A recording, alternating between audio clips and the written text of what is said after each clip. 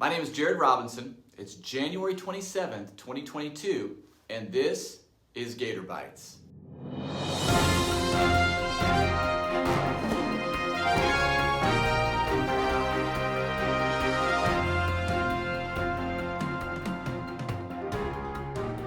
Now, when you clicked on GatorBites this week in your email, you probably saw something a little different.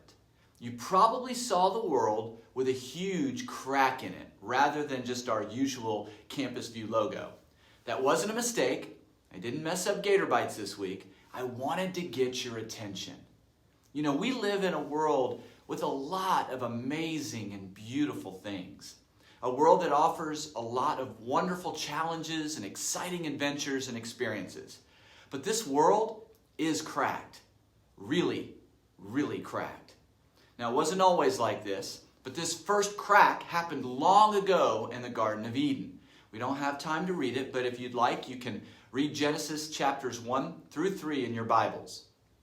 Now, that crack that happened all those years ago still exists today, but it has gotten bigger, a lot bigger. And as Christians, God has given us the charge to help people out there who live in this cracked world to find Him and have a relationship with Him so that they don't fall into this humongous crack. And if they have fallen into it, it's our job to help them up out of it. But here's the problem. Because the crack is so big, it's real easy for even Christians to slip into it. And it's hard, it's so difficult, if you are a Christian who is in that crack yourself, to be able to help others up out of it. So what does the crack represent? It represents sin.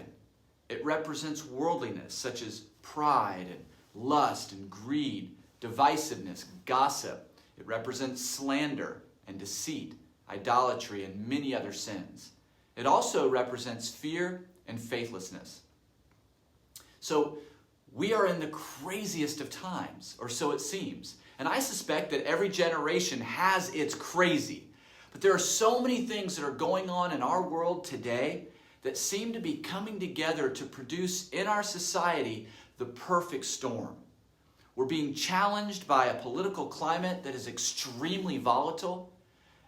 There's extreme social issues that have pit brother against brother, sister against sister, and children are growing up suffering through mental and emotional traumas caused by us. Caused by man's handling of all of it. And then on top of all of that, a pandemic that has made us crazy people. It's made us scared people and people who aren't sure what to think. So it's the perfect storm. And we're all in the middle of it. The world is seriously cracked. And as Christians, though, we know that we're not of this world. The world with a huge crack in it is not our home. Yes, we live here. Yes, we have to deal with all of its stuff while we're here. But we have a place that isn't cracked that we know one day we will get to head to. We will get to be a part of. But in the meantime, we should not live as the world lives. We should not deal with the political cracks, the social cracks, and all the worldly cracks the way the world is dealing with them.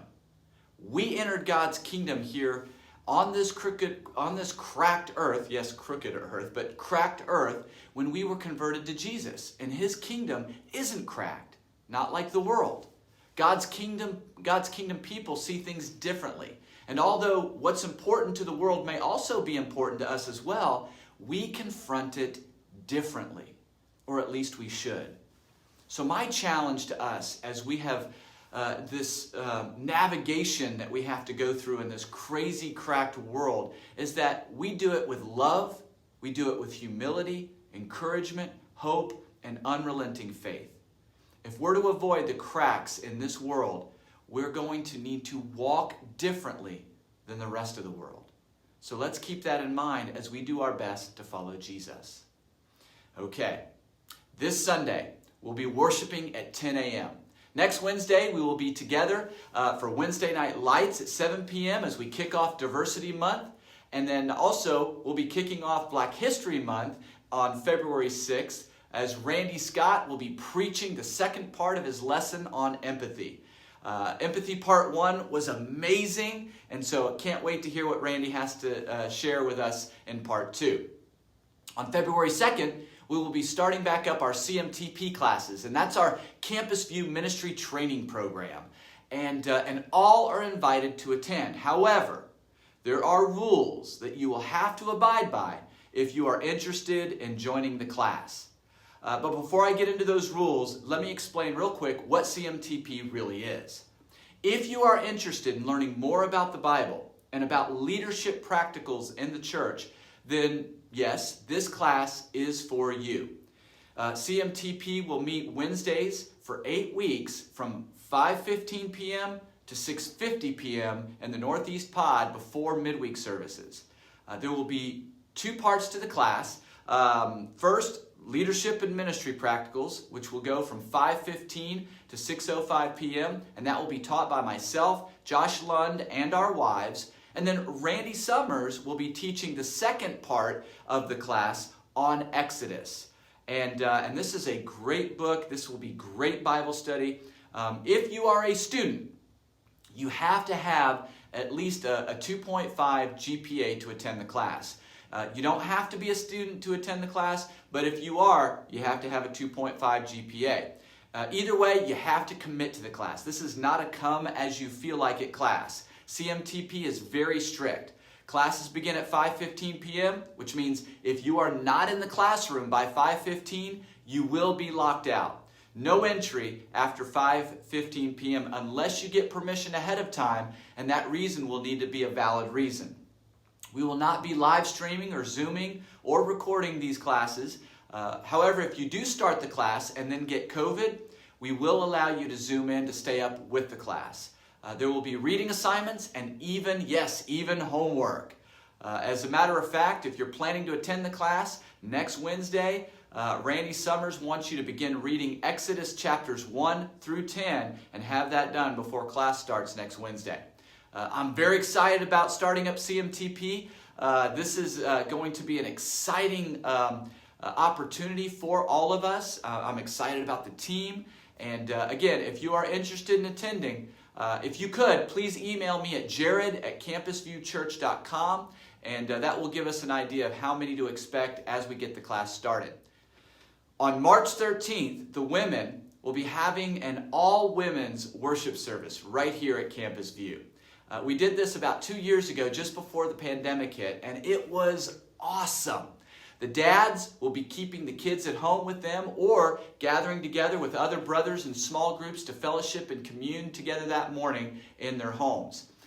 We will have a small group of men here at the building just in case there are men or families from the community that pop in that morning, and we'll have an opportunity for them to be able to worship here at the building. And that will be again in the Northeast Pod. We're also going to have men who are going to serve our sisters by ushering that morning, and I know the women are super encouraged and excited about that. So March 13th, Women's Day Worship. All right, I've got to end this GatorBites. Brothers and sisters, stay faithful through this crazy time and be careful of the cracks in this world. I love you all, and I will see you next week on GatorBites.